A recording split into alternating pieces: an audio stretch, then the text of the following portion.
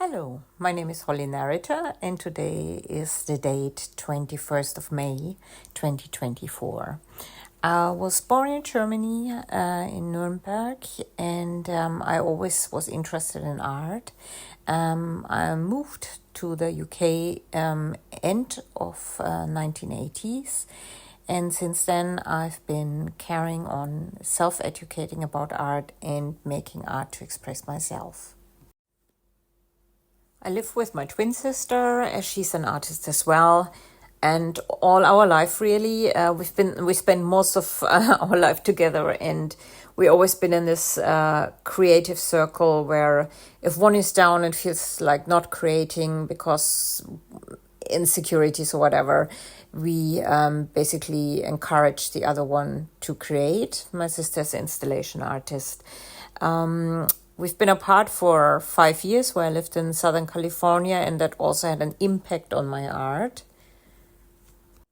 My themes are very, very personal to me. I create art to express my feelings and sometimes say things I can't put into words, basically. So, for instance, living in California really upset me in regards to seeing all the homeless people, and I had a series about that. I also grew up with my great auntie, great uncle, and grandparents very closely, and that also really inspired me for my series Protect the Past to Save the Future. Generally speaking, I do art for myself, and I had a very, very interesting life with lots of highs and lows, and that definitely affected the way I do art and why I do art. For me, it's like when I do art, I go in a kind of meditative state, and it helps me a lot to feel better, to be honest. It kind of levels me, and even though I consider my art often as dark art because there are lots of difficult issues in my art, it still lightens my soul massively because I'm addressing these issues. My dad suffered severely from depression, and so my sister and I, we also inherited that a little bit, and it made me, I think, very fine-tuned for things happening with the human soul. So I think that's another reason I'm doing the drawings like I'm doing them, because I think I'm very finely tuned to sadness, to despair, and so on. And I also, in the same way, my dad had his positive points where he was lifted. And I think that's another thing I want to experience with my art, that I find hope also in recognition of the dark spaces. I have to understand there are also light spaces. There can only be shade with light.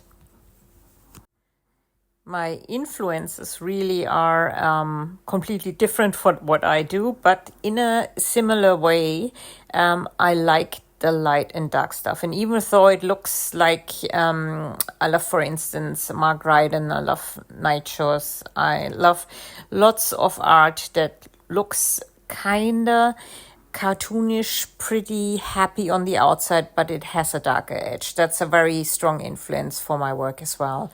Also, of course, big eye art, because I completely believe that the eyes are the windows to the soul, and so all of the eyes in my drawings and works, they are usually oversized and very detailed as well, because I feel like really this is like the television set to show my feelings or anybody's feelings. You can read so much from the eyes. So big eye art is also a big influence. Also, it's very important to me to basically portray things that are usually overlooked or in secret. That stems, I think, from many things in my childhood, that many things have been hidden away, like my dad's depression and other things. We had complicated relationships, in our family, and I also had myself a very complicated relationship.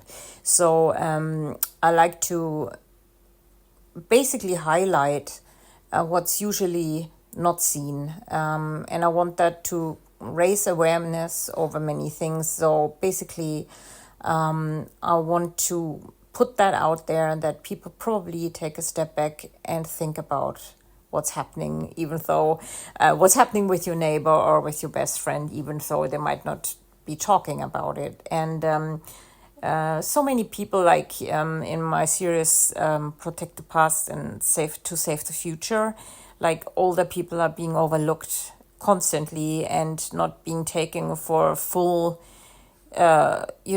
human beings, basically, like they're old and they're cannon fodder and stuff like that. So I really want to show, with all the wrinkles, for instance, they have, with the detailed work I'm doing, I wanted to show that I spend lots of time looking at them and seeing them. And hopefully also that many people look at them, and because it's so detailed, spend some time with them and see them as well. I got a series of domestic violence victims, which is very graphic in a way that they're have bruises and stuff, and they're set in golden hearts, and that's in a peekaboo heart, and that's also stemming from personal experience within my family, and also within relationships of myself. And I think it's important to understand that even though it's not seen, it is happening, like either physical or psychological abuse, and it's probably happening right now, right next to you, and you just have to be aware of it, fine-tuned, and see if you can help, or get help when you're in that situation. Right now I'm focusing on a series of self-portraits. Usually I always like to, it feels a little bit awkward doing a self-portrait, really. It feels like I'm giving myself too much attention, but I had some issues I had to go through. I lost my mom, so lots of it is grief in those drawings. I also had a severe struggle with my left eye, nearly went blind last year. And that also led me basically reassess lots of things in my life. And I think that's why it's called Me, Myself, and I. And it's a free self-portraits. And it shows practically maybe the person underneath the pretty pictures, if you know what I mean. I also will start after that series on invisible disabilities, and my feeling for this is, as I experienced with my eye last year, which was quite a learning curve, that sometimes you have to adjust to new realities, and also some people might not understand that you are different abled, or you look kind of like everybody else from the outside. But it was a very interesting learning curve. So this will definitely reflect in my self-portrait and also in future portraits I'm doing. The biggest challenge for me being an artist is really to, that sounds funny, but really to know when artwork is finished. And sometimes I really have to feel my art. So very often I start, and if I don't feel it, I can't carry on and start again. But for me, really, is the biggest challenge being an artist is to know when to stop.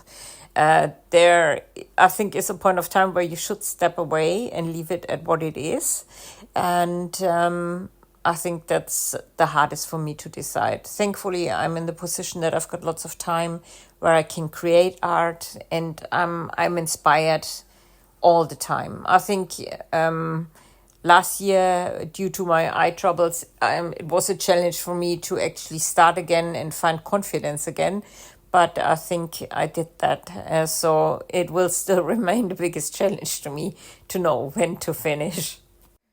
Advice to my younger self I would give is probably do it again, just like this, because I personally don't believe in regrets. I think you can't go back in life and relive it. So you can learn from regrets, but I'm not a regretful person. So I think with all the mistakes I did and stuff, it's all okay. I think in the end, I'm kind of happy in myself, and I learned from all the bad things. And so, yeah, just do it again, same way.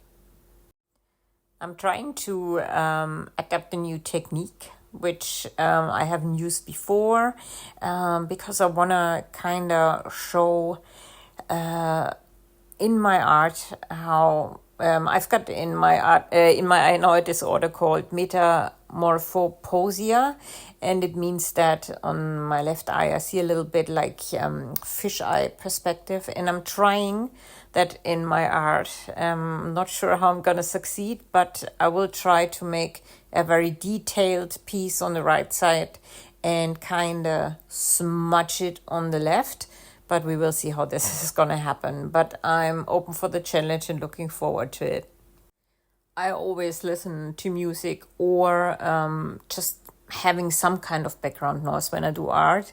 I I don't even listen to it consciously. I couldn't say because I'm so much in my head, but I still like it. I don't know why, and it could be anything really, nothing too hefty, and just something that really kind of gives a background buzz, but not. I don't have to listen to it necessarily.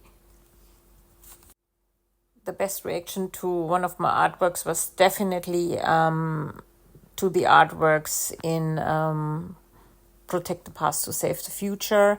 I started the series during pandemic times, and it was all about portraying that it's important to follow certain measures to protect the elderly. And I have a friend who visited one of my shows, which was at the Saatchi Gallery, and he was particularly touched about these portraits because they reminded that he lost his mom during the COVID pandemic, and he was very touched that I did not forget about these people, but really made a point that it's important to protect these people. And I think he shed a tear, and that really meant a lot to me.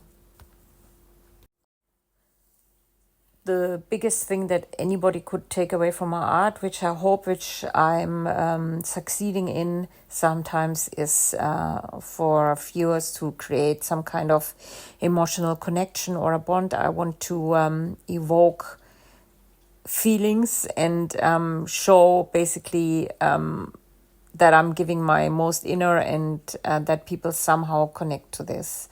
That would be the optimum for me, basically. So to either that people are horrified in seeing the bruises, or that people are touched and understanding the beauty of old age, and so on. I think the emotional connection is my main aim.